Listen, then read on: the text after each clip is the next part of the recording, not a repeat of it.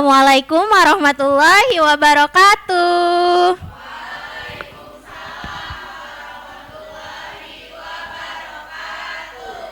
Wah, bersemangat sekali ya. Apa kabarnya hari ini?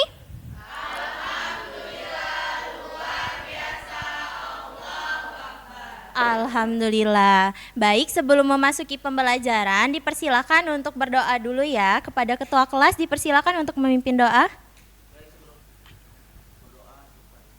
Terima kasih ketua kelas.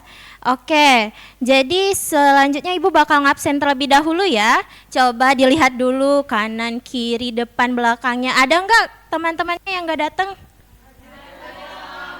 Hadir semua?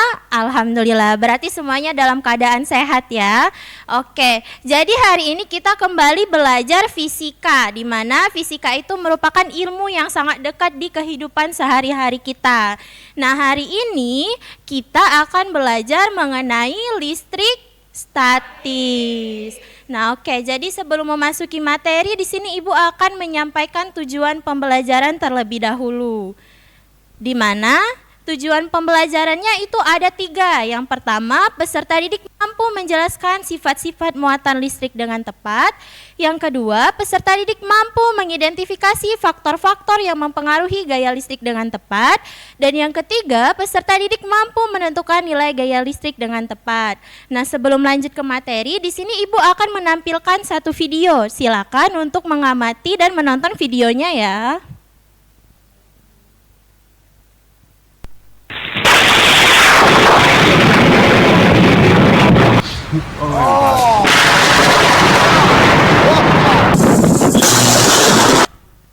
Oke anak-anak, dari video tadi fenomena apa yang kalian lihat? Oke, jadi benar sekali ya. Itu tadi merupakan fenomena petir. Nah, petir ini biasanya terjadi pada saat musim hujan atau terjadi sebagai pertanda akan datangnya hujan. Nah, oke. Jadi ketika hujan itu awan-awan akan bergerak karena ditiup oleh angin. Nah, pergerakan awan ini menyebabkan adanya gesekan di antara awan tersebut. Nah, di dalam awan itu terdapat muatan. Nah, di sini ada yang masih ingat gak muatan itu ada berapa jenis? Ada yang tahu? Oke, Rizky. Muatan itu ada 2 jenis. Yang pertama muatan positif atau proton dan muatan negatif atau elektron. Oke, berikan tepuk tangan untuk Rizky. Jadi benar sekali ya, muatan itu ada muatan positif yang dinamakan sebagai proton dan muatan negatif yang dinamakan sebagai elektron. Kalau yang tidak bermuatan itu namanya apa? Neutron. Jadi benar sekali. Nah, ketika awan ini bergesekan, maka akan terjadi yang namanya perpindahan muatan yang menyebabkan muatan-muatan yang ada di awan ini akan kelebihan muatan negatifnya atau muatan elektron. Nah, bisa dilihat pada layar ini ya, anak-anak, itu muatan elektronnya itu berada di bawah karena kelebihan jumlahnya daripada muatan proton. Dan muatan protonnya itu berada di bagian atas. Karena kelebihan muatan elektron tadi, maka muatan elektron tersebut akan menuju ke bumi. Kenapa muatan elektron itu akan menuju ke bumi? Hal ini dikarenakan bumi kita ini benda-benda yang di dalamnya bermuatan positif seperti bangunan, tanah, pohon, ataupun kita sendiri yaitu manusia. Kita ini ada muatannya, muatan positif. Nah, menujunya elektron tersebut ke bumi itu terdapat interaksi antara muatan elektron tersebut dengan muatan yang ada di bumi. Ada yang tahu interaksi antar muatan itu apa saja? Ada yang tahu? Oke, Winda, dipersilakan. Interaksinya itu kalau positif sama positif atau negatif sama negatif itu interaksinya tolak menolak. Nah, kalau positif sama negatif itu interaksinya saling tarik menarik. Oke, benar sekali ya. Berikan tepuk tangan untuk Winda. Jadi interaksi antar muatan jika dia sejenis itu positif dengan positif atau negatif dengan negatif itu akan terjadi interaksi tolak menolak. Sedangkan kalau muatannya itu beda jenis, positif dengan negatif itu akan terjadi tarik menarik. Begitu pula dengan muatan yang ada di awan dan muatan yang ada di bumi tadi. Interaksinya adalah tarik menarik karena itu terdapat muatan positif di bumi. Nah, interaksi antara kedua muatan ini disebut sebagai petir. Oke, nah jadi interaksi antara kedua muatan itu disebut sebagai fenomena yang petir tadi. Nah, petir ini sifatnya memperpendek lintasan atau jarak sehingga petir ini akan lebih mudah untuk menyambar bangunan-bangunan tinggi. Nah, apakah anak-anak pernah melihat penangkal petir yang ada di bangunan tinggi? Pernah. Bentuknya seperti apa? Lingkaran.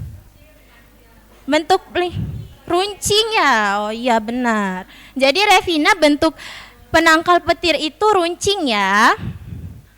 Oke, ini dia bentuk penangkal petir. Nah, jadi bentuk penangkal petir itu runcing yang biasanya terletak di atas bangunan itu sendiri. Nah, fungsinya itu untuk mencegah petir menyambar bangunan secara langsung dan mencegah petir merusak bangunan. Oke, sampai di sini ada yang ingin bertanya? Oke, senandung. Izin bertanya, Bu, kenapa sih penangkal petir itu bentuknya seperti jarum, Bu? Nah, ujungnya lancip, kenapa enggak kotak atau bulat, Bu? Oke, bagus sekali ya pertanyaan senandung. Kenapa ujung penangkal petir itu lancip? Nah, itu karena muatan yang ada di awan tadi, muatan listrik itu cenderung akan menuju ke logam yang berujung lancip. Jadi muatan yang di ujung lancip itu cenderung akan menarik muatan elektron tadi. Kemudian muatan elektron yang dari awan tadi ditangkap oleh ujung dari penangkal petir dan dialirkan ke tanah untuk menetralkan petir tersebut. Nah, jadi tanah itu dapat menetralkan petir. Oke, jadi sebenarnya apa sih listrik statis itu? Nah, jadi listrik statis adalah penumpukan muatan listrik pada suatu benda. Nah, interaksi antar kedua muatan listrik tadi yang sudah disebutkan oleh Winda itu ada kalau muatan positif dengan negatif itu tadi apa? Tarik menarik. Kalau dia positif dengan positif? Kalau negatif dengan negatif? Oke, jadi interaksi itu tadi terjadi pada jarak tertentu. Nah, peristiwa tolak menolak atau tarik menarik dari muatan listrik itu menunjukkan bahwa muatan listrik itu ada gayanya. Nah, gayanya itu disebut sebagai gaya listrik. Nah, gaya listrik ini juga sering disebut sebagai gaya Coulomb. Nah, di sini terdapat hukum Coulomb di mana bunyinya itu besar gaya tarik menarik atau tolak menolak antara dua benda bermuatan listrik berbanding lurus dengan masing-masing benda dan berbanding terbalik dengan kuadrat jarak antar kedua benda tersebut. Atau secara matematis itu bisa dilihat F sama dengan Q1 dikali Q2 per R kuadrat, di mana F merupakan gaya atau dalam satuan Newton, K itu merupakan konstanta listrik, itu nilainya 9 dikali 10 pangkat 9 Newton meter kuadrat per C kuadrat. Q1 dan Q2 itu adalah muatan listrik dengan satuan Coulomb, dan R itu merupakan jarak antar kedua muatan, satuannya itu meter. Oke, selanjutnya ini ada contoh soal. Dua muatan disusun seperti gambar. Nah, anak-anak bisa melihat gambarnya ya. Itu ada muatan A dan muatan B. Jarak antara kedua muatan itu ada 10 cm. Nah, nilai muatan di A itu plus 8 mikrokolom. Nah, tanda plus dan minus itu hanya menunjukkan arah dari muatan tersebut karena gaya listrik ini merupakan besaran vektor. Nah, jadi di muatan B itu nilainya adalah 5 mikrokolom. Nah, ditanyakan di sini, besar gaya Coulomb yang bekerja pada kedua muatan adalah, nah diketahui K K-nya tadi, konstanta listriknya bernilai 9 dikali 10 pangkat 9 Newton meter kuadrat per C kuadrat. Dan nilai dari 1 mikrokolom itu sebesar 10 pangkat min 6 kolom. Oke, jadi di sini pembahasannya, tolong diperhatikan ya. Jadi diketahui bahwa muatan di A itu nilainya plus 8 mikrokolom. 1 mikrokolom tadi berapa nilainya? 1 mikrokolom 10 pangkat min 6. Oke, jadi 1 mikrokolom itu nilainya 10 pangkat min 6 kolom. Nah, jadi muatan di A itu bernilai 8 kali 10 pangkat min 6 kolom. Kalau muatan di B nilainya 5 mikrokolom, berarti dia berapa kalau di kolom? 5 10 pangkat min 6 kolom. Nah, nilai konstanta listriknya itu 9 dikali 10 pangkat 9 Newton meter per kolom kuadrat. Nah, jaraknya itu 10 cm. 10 cm ini harus kita ubah ke satuan internasional menjadi meter, itu nilainya 0,1 meter. Nah, ditanya besar gaya listrik pada kedua muatan. Nah, di sini kita ingat kembali rumus yang sudah Ibu tampilkan tadi. Rumusnya F sama dengan Q2 per R kuadrat. Oke, jadi tinggal kita masukkan saja nilai-nilainya ke sini dan kita operasikan seperti operasi matematika biasanya ya. Nah, dan di akhir itu didapatkan nilai gaya listriknya sebesar 36 Newton. Oke, sampai di sini ada yang ditanyakan? Kalau belum, Ibu akan membagi kalian menjadi 4 kelompok. Nanti ada perwakilan dari masing-masing kelompok untuk maju ke depan ya. Oke, ini kelompok 1.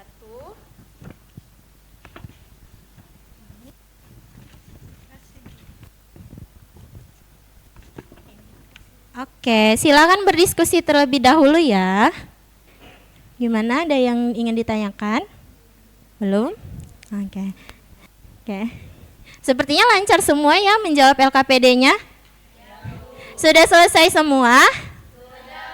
Kalau sudah, silakan perwakilan masing-masing kelompok untuk maju ke depan.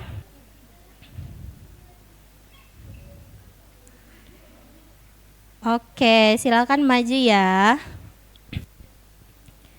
Untuk kelompok 1 nanti jawab nomor 1, kelompok 2 jawab nomor 2 dan selanjutnya ya. Oke, dipersilakan April.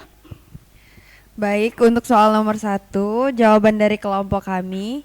Untuk pertanyaan, perhatikan gambar di bawah ini. Sederetan benda-benda bermuatan listrik digantung dengan benang. Jika benda C bermuatan listrik negatif, maka benda A, B, dan D dan E bermuatan. Nah, untuk jawaban dari kelompok kami yaitu benda B bermuatan negatif karena tolak menolak dengan benda C yang bermuatan negatif. Benda A bermuatan positif karena tarik menarik dengan benda B yang bermuatan negatif. Benda D bermuatan positif karena tarik menarik dengan benda C yang bermuatan negatif serta benda E yang bermuatan positif karena tolak menolak dengan benda D yang bermuatan positif. Terima kasih. Baik, untuk kelompok 2 itu soalnya dua muatan listrik masing-masing Q1 dan Q2 diletakkan pada jarak tertentu. Jelaskan faktor-faktor apa saja yang mempengaruhi besar gaya listrik antara kedua muatan tersebut menurut hukum Coulomb. Nah, jawaban dari kelompok kami itu faktor yang mempengaruhi gaya listrik adalah besar kedua muatan Q1 dan Q2 serta jarak antara keduanya atau R. Semakin besar muatannya, gaya semakin besar, dan semakin jauh jaraknya, gaya semakin kecil karena berbanding terbalik dengan kuadrat jarak. Baik, untuk soal nomor 3 yaitu jika jarak antara dua muatan diperbesar 2 kali lipat, bagaimana perubahan besar gaya listrik yang bekerja di antara kedua muatan tersebut? Jadi menurut kelompok kami, menurut hukum Coulomb, gaya listrik berbanding terbalik dengan kuadrat jarak antara dua muatan. Jika jarak antara dua muatan diperbesar 2 kali lipat, maka gaya listrik akan berkurang menjadi 1/4 dari gaya semula. Baiklah, di sini untuk soal nomor 4, Jika dua muatan listrik memiliki nilai yang sama, yaitu Q1 sama dengan Q2 sama dengan 5 dikali 10 pangkat min 6C dan berada pada jarak 0,05 meter satu sama lain, berapakah besar gaya listrik antara kedua muatan tersebut? Jadi jawaban dari kelompok kami yaitu di sini diketahui Q1 sama dengan Q2 sama dengan 5 dikali 10 min 6C. R sama dengan 0,05 M. K sama dengan 9 dikali 10 pangkat 9 Nm kuadrat per C kuadrat. Jadi di sini ditanya adalah F. Jadi jawaban kami adalah F sama dengan K Q1 dikali Q2 per R2. Jadi di sini dihasilkan jawaban 90 Newton. Terima kasih. Oke, terima kasih. Jawabannya sudah sangat tepat sekali ya. Berikan tepuk tangan untuk teman-temannya yang sudah berani maju ke depan. Oke, silakan duduk kembali. Oke, baik. Nah, jadi ini sudah di penghujung pembelajaran kita pada hari ini ya. Nah, sebelum Ibu menutup pembelajaran kita hari ini, Ibu ingin meminta kalian untuk menyimpulkan terlebih dahulu. Boleh perwakilan salah satu, siapa yang mau bantu Ibu? Oke, Luluil. Baiklah Bu, kesimpulannya itu listrik statis adalah penumpukan muatan listrik. Muatan listrik ada dua jenis, yaitu muatan negatif elektron dan muatan positif proton.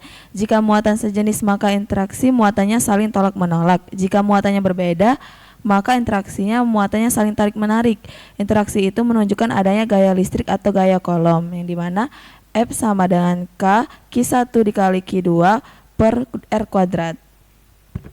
Oke, terima kasih Luluil. Oke, jadi berakhir sudah ya pembelajaran kita pada hari ini. Nah, Ibu meminta tolong kepada ketua kelas untuk memimpin doa penutup terlebih dahulu.